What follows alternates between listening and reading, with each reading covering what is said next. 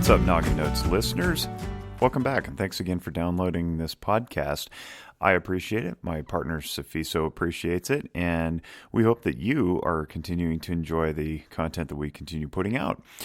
This week's episode is an interview I conducted with one of my employees at Zephyr Wellness. Her name is Amanda Green. She's a phenomenal therapist. She deals mostly with children, and we're going to talk about some parenting and different ways to parent and also some child development stuff. It's pretty cool.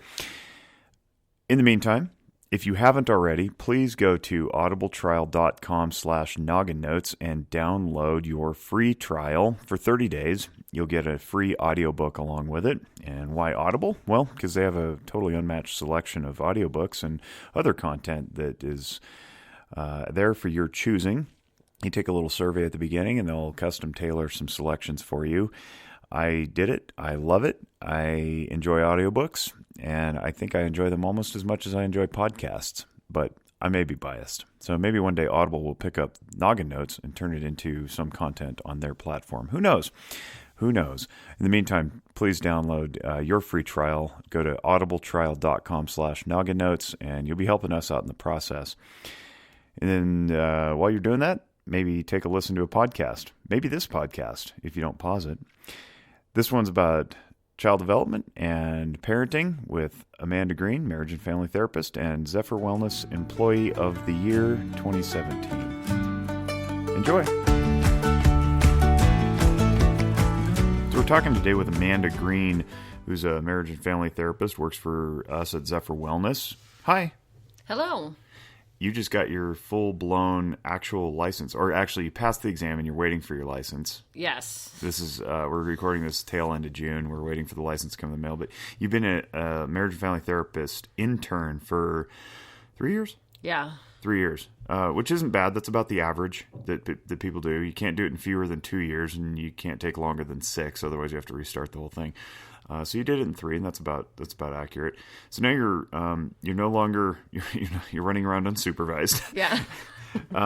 But your wheelhouse has been children, and you're a play therapist. And today we're going to talk about parenting, and there are many ways to talk about parenting.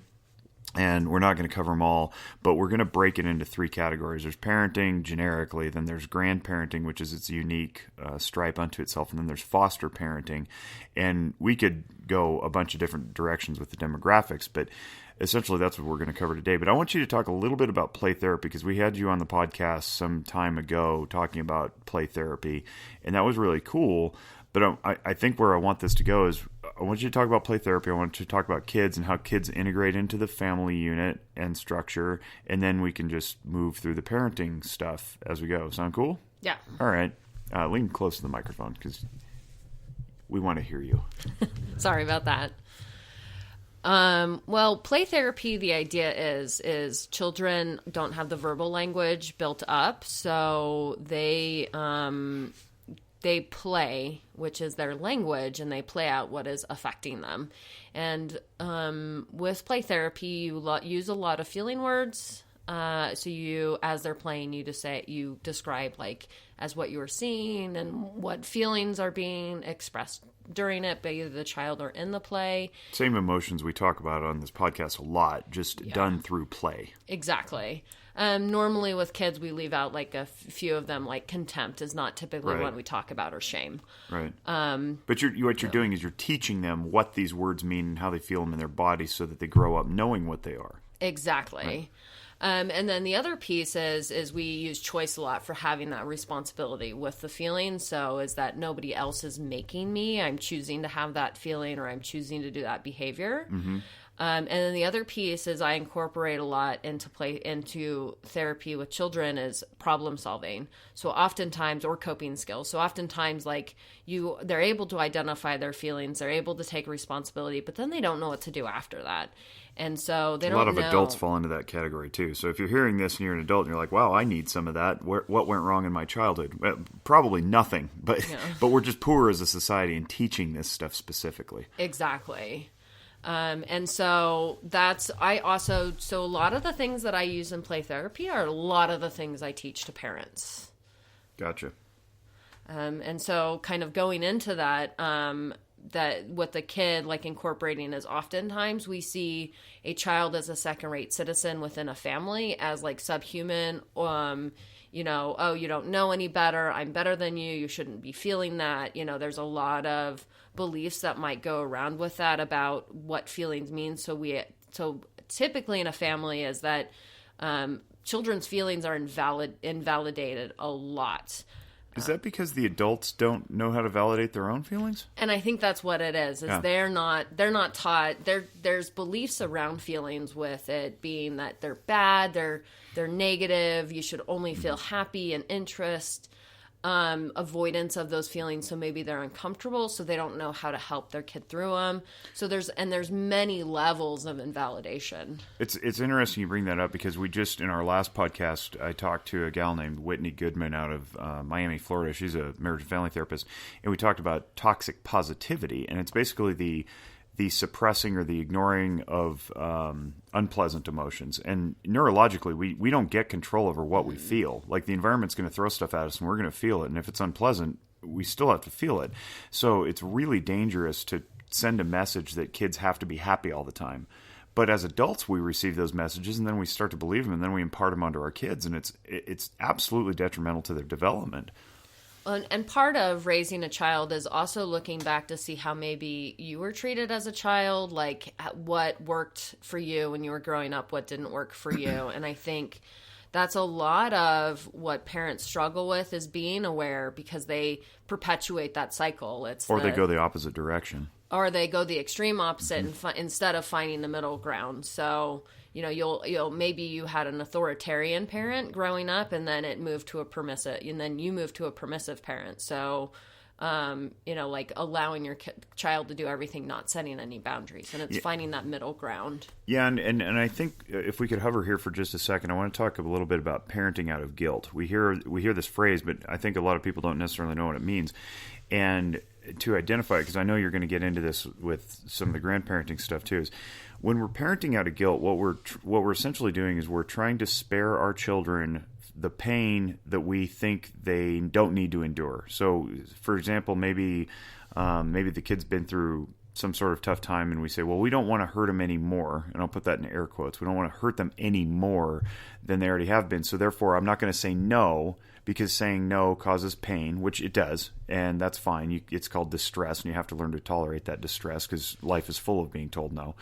And so, out of that guilt of like, oh, I don't want to hurt my kid anymore, I'll just tell him yes all the time, and that's super dangerous because what you're not teaching them is boundaries. Yeah, and you see that a lot with divorced parents too. Interesting. Okay. Yeah.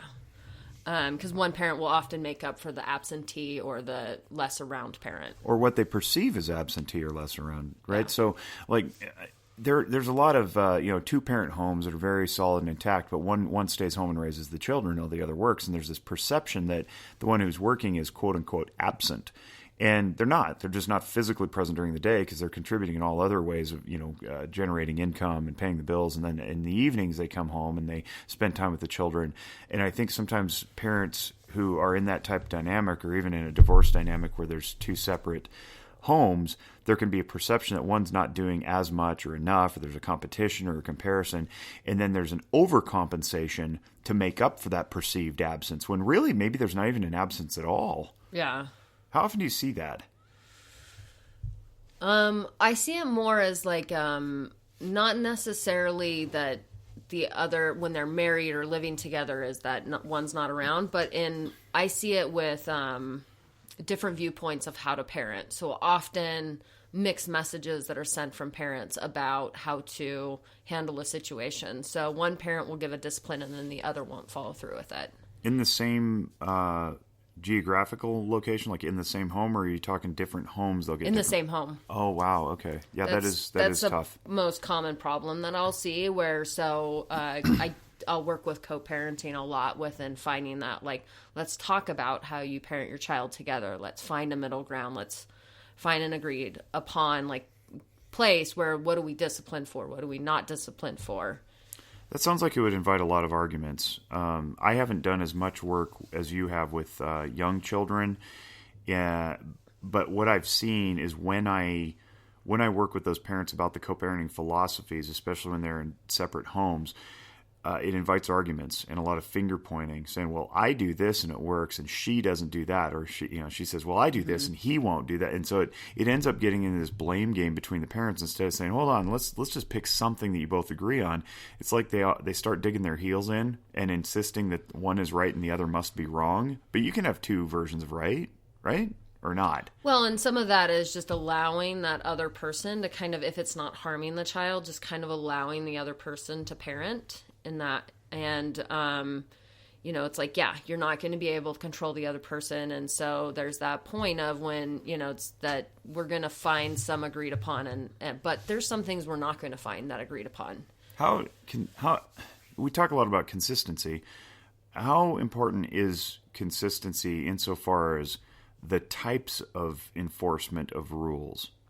So with parenting, enforcement of rules should be like really important. But when we talk about the rules, what oftentimes we have a problem with is what rules should be enforced.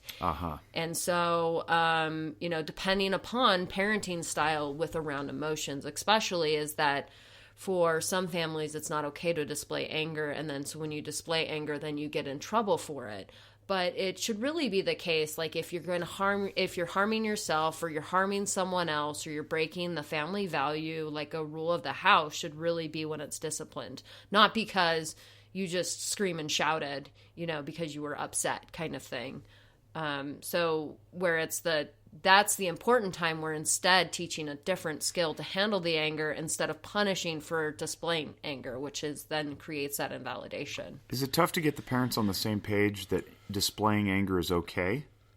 Seems like you'd run into problems where like one says, yeah, I agree with Amanda. She says, let's let the child display the anger. And the other goes, no, absolutely not under my roof. Well, I think it varies within that, whereas some are like, yeah, it's perfectly okay, and others are like, no, you shouldn't be doing it. And so oftentimes the way that I initiate talking about parenting is the first thing I do is I teach about the 10 basic emotions, development of the brain, especially with kids, because the brain, what we know about the brain, it grows in to out. So when we say the brain's not fully developed until about 26, it's really that prefrontal cortex, because that's the last part we're waiting to grow. The logic, the executive function, the analysis.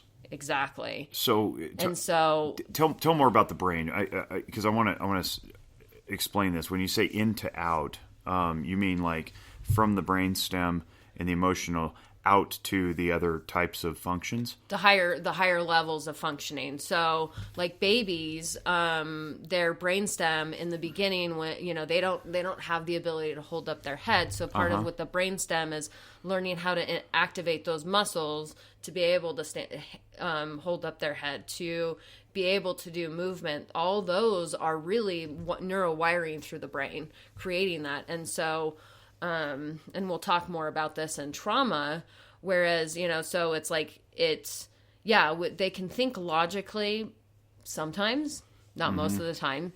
And what happens is that when we say you're not allowed to feel that way, or we get that message in some sort of way, it's not teaching them how to wire the brain differently. All it's doing is essentially getting stuck there. And so when you teach it, it allows further development of the brain. And so as there's like these different things that get hit, that these the milestones with brain development that changes, right? So about 10, you stop playing and you go more into social relationships, and you learn your communication is different, and all that changes as you develop. And, it's like you remember being in your mid-20s and all of a sudden going, oh, I get that when I didn't get it like 10 years before. Yeah.